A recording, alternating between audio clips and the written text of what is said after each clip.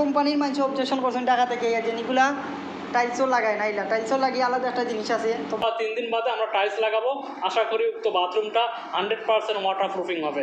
আচ্ছা ভাই, এই ওয়াটার প্রুফিং করার ফলে বা বিল্ডিংয়ের কী ধরনের উপকারিতা হবে আশা করি আমাদের অডিয়েন্সকে আপনি ভালোভাবে বোঝানোর চেষ্টা করবেন। আসসালামু আলাইকুম, আশা করি সব ভালো আছেন।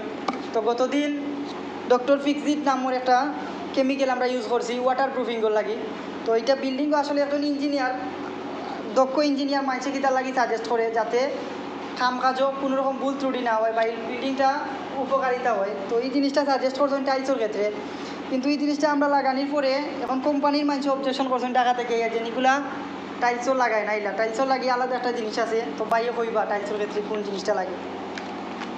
তো প্রথমত আমরা যদি বাথরুমটাকে সুন্দরভাবে ওয়াটার প্রুফিং করতে চাই, সেক্ষেত্রে আমাদের ব্যবহার করতে হবে ডক্টর ফিক্সিট সুপারলেটেক্স 302। এইটার ব্যবহার বিধি হচ্ছে 1.5 কেজি সিমেন্টের সাথে 1 কেজি সুপারলেটেক্স ইউজ করতে হবে। এইটার দুইটা প্যাক সাজে হয়, একটা 1 কেজি, একটা 5 কেজি। তো আমরা যদি 1 কেজি ইউজ করি তাহলে 1.5 কেজি সিমেন্ট মিক্সিং করতে হবে, এবং আমরা যদি 5 কেজি প্যাক ইউজ করি সেক্ষেত্রে 7.5 কেজি সিমেন্ট ইউজ করতে হবে।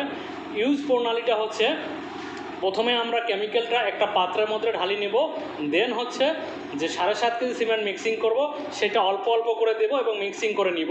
তারপরে আমরা যে বাথরুম বা কিচেনে ব্যবহার করব সেই বাথরুমটা আগের দিন অবশ্যই আমরা ভিজাই নিব।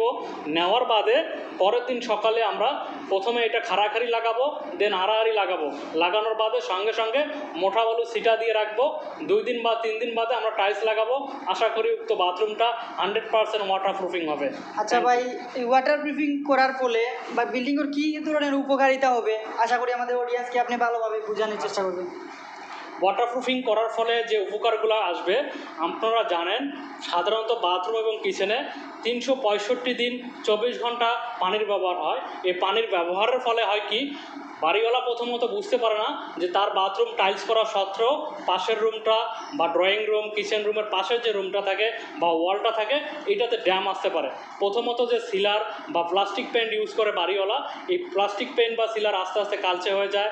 1-1.5 বছর পরে এটা আরও ফাঙ্গাসের মতো হয়ে যায়, ব্যাঙের ছাতার মতো জলজলে হয়ে যায়। কিছুদিন বাদে এটা ফোসকা পড়ার মতো হয়ে যায়, যার মানে প্লাস্টারটা একবারে খুলে যায়। এই অবস্থায় এই বাড়িটা বা এই বাথরুমটা রিপেয়ার করা খুবই কষ্টসাধ্য এবং ব্যয়সাধ্য হয়ে যায়। যার কারণে আমরা সাজেস্ট করি একটা নতুন বাড়ি টাইলস করার আগ মুহূর্তে যদি কোনো ভদ্রলোক এটাকে ওয়াটারপ্রুফিং করে নেয় তাহলে তার এটা সারা জীবনের ইনভেস্টমেন্ট হিসেবে কাজে লাগবে। ধন্যবাদ আপনাকে।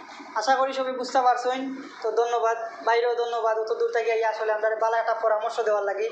আশা করি ভাই ভালো থাকবা। আর ঠিক আছে। কোম্পানির প্রোডাক্ট